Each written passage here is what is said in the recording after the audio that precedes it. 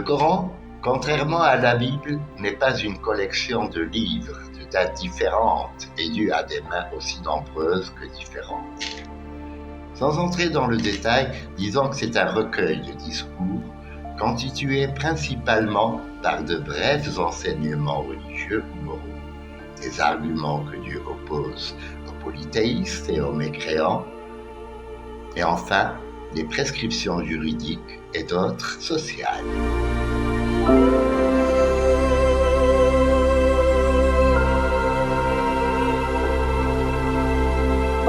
Ce discours a été révélé par Dieu au prophète pendant son apostolat à la Mecque et à Médine. Et aucun musulman, même parmi les plus laïcs et les Européens convertis, n'en doute à aucun moment.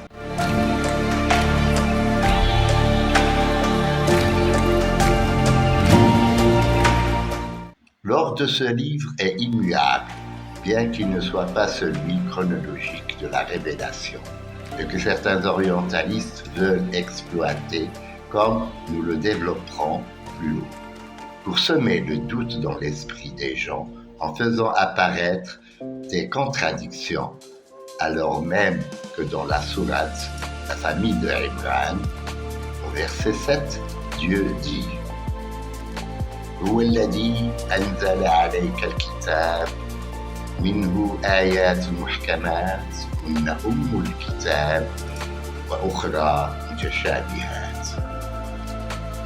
C'est lui qui fait descendre sur toi l'écriture. En celle-ci sont des versets avérés qui sont l'essence du livre, tandis que d'autres portent à équivoque.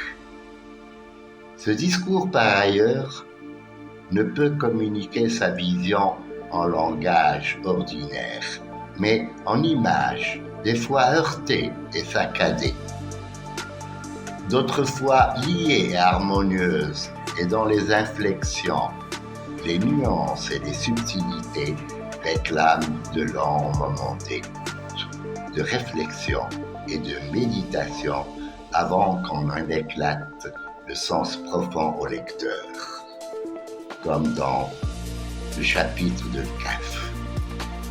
La musicalité des sons, par ailleurs, joue une part indéfinissable en prédisposant par son charme l'esprit de celui qui écoute la parole de Dieu. En paraphraser les termes par des mots d'une autre langue, notamment les langues européennes, revient à les mutiler en substituant le plus vulgaire des métaux à leur fin, pour commuer des envolées comme les voûtes éthérées de l'intuition et de l'inspiration en évolution pédestre dans la stabilité et l'immobilisme du mode positif et rationnel.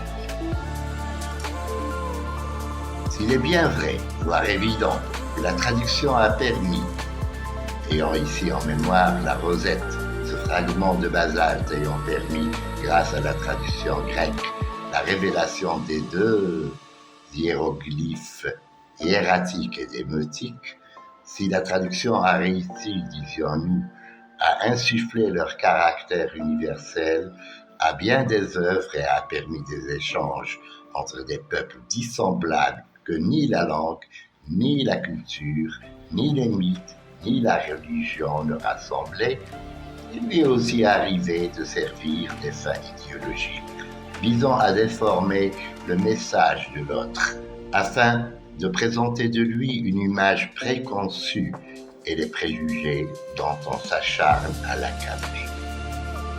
Tel fut le cas des traductions du Coran au Moyen-Âge et la Renaissance.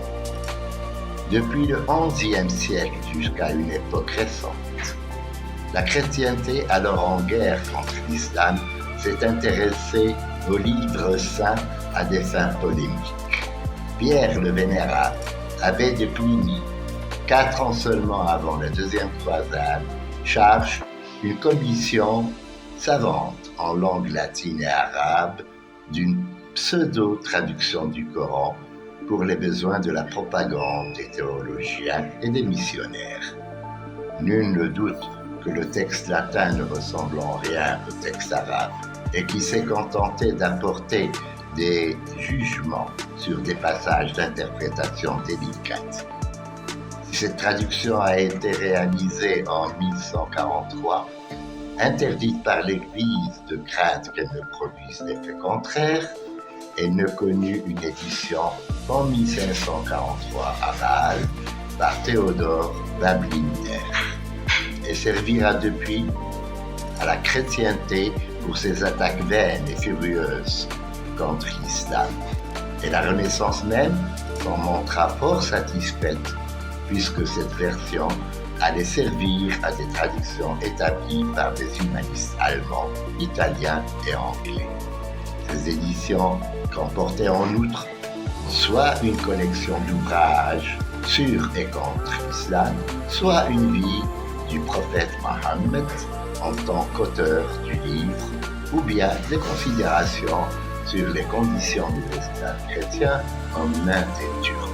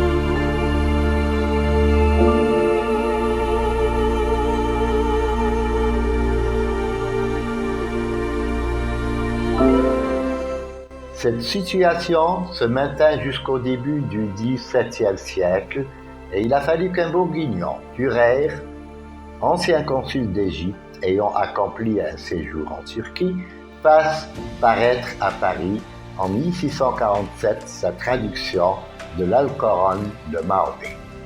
Le titre déjà, faisant attribuer le texte coranique au prophète, trahit toutes les insuffisances de la traduction. Cette version, néanmoins, vu le haut intérêt que le public lettré de l'époque accordait au monde islamique, connut un succès immédiat qui lui valut 5 éditions en 5 ans, ainsi que les traductions anglaises, néerlandaises et allemandes. Le siècle des Lumières. Quelques années plus tard seulement, pas même une décennie, les attaques contre l'islam semblent tout à fait dépassées. Injures et sarcasmes ont fait leur temps, et même s'ils sont repris au début du siècle des Lumières par certains philosophes, c'est uniquement pour battre en brèche le catholicisme officiel. Désormais, plutôt que de combattre l'islam en bloc, on s'efforce de le comprendre. Et dès 1705, Roland publie son The Religion Mohammedica à Paris et Salles son The Quran Commentary called Al-Quran of Mahomet. Le public aura vite fait d'accorder sa faveur à ces deux ouvrages qui comportent un exposé relativement objectif de l'état du monde arabe et de l'islam, les préceptes qui les caractérisent et les valeurs qu'ils sous-tendent. C'est ce climat qui semble avoir préparé la traduction de Claude Savary, esprit ouvert et curieux, ayant effectué un séjour au Moyen-Orient et connaissant bien l'arabe. Cette édition se distingue de celles qui l'ont précédée par le fait qu'elle est précédée d'une vie de Sidna Mohammed tirée d'anciennes biographies arabes. C'est cette belle infidèle, retouchant le texte originel jusqu'à l'adaptation, qui sont trouvées totalement transformées. Cette version allait par conséquent supplanter celle de Durer jusqu'à l'apparition de la traduction de Kazimierski en 1840, et qui allait connaître en France notamment, et jusqu'à aujourd'hui, une longue poursuite. Pendant plus d'un siècle, l'orientalisme français allait s'en contenter, insensible aux progrès réalisés en Angleterre, en Italie et dans les pays nordiques. Les temps modernes. Dans son introduction au Coran, Régis Blachère, passant en revue les différentes traductions du Coran dans les langues européennes, affirme: quand on prend conscience d'une œuvre collective où chacun a fait effort pour se rapprocher un peu plus de la perfection. Cette citation ne nous semble applicable qu'à partir du travail accompli par Tabari et Kazimierski après lui. Encore faut-il, dans cette pléthore de traductions distinguées, et cela est pratiquement impossible pour le lecteur européen, l'œuvre scientifique et consciencieuse de celle produite par quelques charlatans falsificateurs, comme celle d'une certaine Fatima Zahida à Lisbonne en 1861 et de celle enfin appartenant à des auteurs loin de rassembler toutes les compétences requises et qui reproduisent par conséquent erreurs, contradictions et interprétations erronées dans leur travail. Aujourd'hui, un non-arabisant n'ayant que de bien vagues notions d'islamologie et une connaissance toute approximative sur la civilisation arabo-musulmane, alors même qu'il serait un esprit curieux, tolérant et ouvert à la culture de l'homme, reste gagné par le désarroi devant le texte coranique traduit.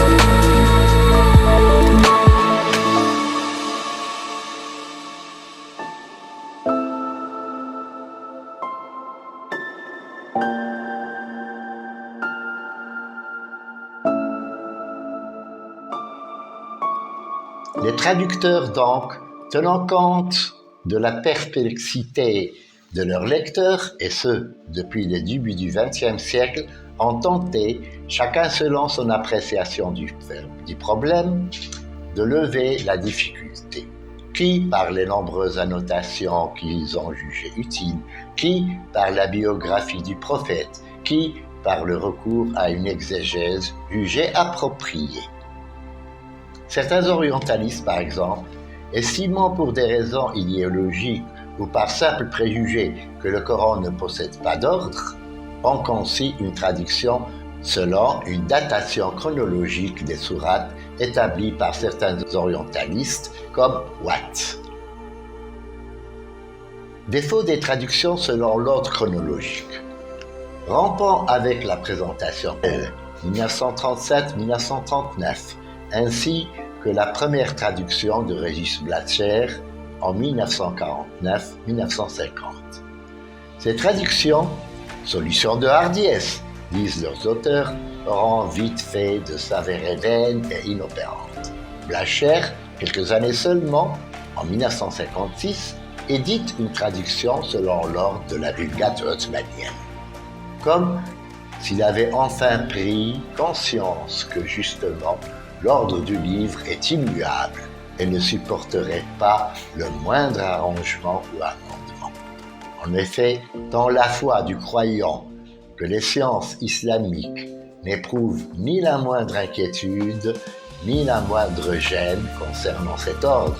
Dans Averroès, Rushd dit notamment « Le Coran descendit sur le prophète par fragments successifs, Munajjaban », littéralement étoilé, jusqu'à ce qu'il fût complet. Il fut rassemblé en un ensemble unique, lequel s'impose à la mémoire en cela même qu'il se trouve rassemblé. Zayd ibn Thabit un des secrétaires de la Révélation et président de la commission nommée par le calife Othman pour collecter le Coran en vue de sa recension, rapporte ces propos. Nous étions chez l'envoyé de Dieu à colliger le Coran à partir de fragments. Cela ne prouve-t-il pas assez l'existence d'un agencement complexe se référant à une organisation supérieure qu'il s'agit d'approcher afin d'en saisir quelque peu l'éminence? Par ailleurs, la position de la critique orientaliste est erronée de prime abord, car elle vise une reconstitution archéologique d'un objet bien vivant, le Coran étant bien l'œuvre la plus vivante qui soit pour les croyants et dont il s'agirait plutôt d'établir l'analyse dynamique, d'autant plus que les instruments de la linguistique, après de Saussure, le permettent de plus en plus. Ajoutons à cela que la recension du Coran s'est faite à partir d'une collecte qui correspondait à une synchronie qui, par la suite, et tout à fait logiquement, a supplanté la diachronie de la révélation, comme l'a montré le propos de Zayd ibn Thabit, cité plus haut. En dépit de toutes ces considérations, certaines tentatives de traduction nous paraissent quant à nous tout à fait aptes à débrouiller le trouble qui gagnerait le lecteur non arabophone. Citons entre autres Hamidullah, qui accompagne sa traduction de nombreuses annotations, Abu Bakr, qui accompagne chaque sourate d'une note de présentation explicative, citons aussi Ibn Shukroun, qui recourt à un commentaire des versets s'inspirant des exégèses coraniques les plus avérées, et enfin Régis Blachère, qui certes a fait preuve d'une connaissance réelle et parfaite des sciences grammaticales et de toute la rigueur scientifique, à un point tel qu'un père franciscain à qui on avait annoncé la nouvelle de cette traduction s'exclama « Eh bien maintenant, il va falloir traduire Blachère ». Nous ne comprenons pas, pour notre part, pourquoi ce traducteur ajoute de lui-même les versets sataniques dans le chapitre L'Étoile, An-Najm, qu'il numérote 20 bis et 20 terres, sans note ni commentaire, et traduite en ces termes. Allat et Al-Uzzat, ce sont les sublimes déesses, et leur intercession est certes souhaitée. تلك الغرانيق الأولى التي شفاعتهن ترتجى. Vous reconnaissez tous bien sûr ici les versets sataniques. Le Coran parle de ces divinités en tant qu'idoles, dont le culte est, tout le long du texte coranique, tout simplement à rejeter. L'attitude de Blachère est tout à fait injustifiable et tout à fait incompréhensible chez un arabisant qui sait pertinemment que ces deux versets contredisent totalement le message islamique et ont été écartés par le prophète pour lui avoir été soufflés par Satan, comme l'expliquent les circonstances de la révélation de ces versets de la sourate de pèlerinage, où Dieu dit « Avant toi, nous n'avons envoyé nul apôtre et nul prophète sans que le démon jeta l'impureté dans leurs souhaits quand ils le formulaient. Allah abrogera donc ce que le démon jette d'impur en ton message, puis Allah confirmera ses signes. Allah est conscient et sage. » Ces derniers versets ne confirment-ils pas ce que rapporte Matthieu dans son évangile, à savoir que le diable, montrant à Jésus le royaume du monde, lui dit « Prosterne-toi et je te remettrai tout cela. » À quoi Jésus répondit « Il est écrit de n'adorer que Dieu. » En fait, tout traducteur du Coran, outre ses nombreuses connaissances en philologie, en exégèse et en sciences islamiques, devrait se prémunir contre l'erreur par son intégrité et par son intuition spirituelle. Nous pensons ici au merveilleux travail réalisé par Sadouk Mazir après avoir longtemps refusé de réaliser sa traduction et qui finit par s'y rendre après avoir accompli une prière votive et qui semble avoir été guidé par le souci de transmettre un peu de morale coranique à un monde occidental où, comme dit Malraux, lorsque les systèmes de valeurs s'écroulent, l'homme ne trouve qu'une chose, son corps, c'est-à-dire le domaine de ce qui est physique, donc la drogue, le sexe et la violence, qui deviennent alors les substituts naturels de la disparition de Dieu. Appelons aussi la traduction de Jacques Berck, qui a investi plus de 14 années de travail, mais aussi toute la préparation spirituelle adéquate et l'isolement idoine pour une telle tâche, ainsi que celle de Denis Masson, de Marrakech, qui, elle, mue par une spiritualité transcendantale, a réalisé cette traduction. Tous aujourd'hui, orientalistes compris, sommes conscients que traduire le Coran revient à en rendre les significations et que nul ne peut traduire ne serait-ce qu'un minimum des vibrations que ressent un arabophone à sa lecture. Le miracle coranique résidant justement dans son inimitabilité, la tâche du traducteur devrait se focaliser sur les recherches aptes à faire passer les contenus éthiques et moraux d'un message qui se définit lui-même comme universel et s'adressant à l'humanité entière. Linguistique et informatique, sur les deux plans scientifiques et techniques, ouvrent devant le traducteur de nouvelles perspectives pour une approche plus effective et une compréhension plus juste, comme nous y exhorte le Coran lui-même, en nous appelant sans cesse à l'exercice de la raison. Allah dit, leurs histoires sont remplies d'exemples significatifs pour les hommes doués de sens. Joseph, verset 111.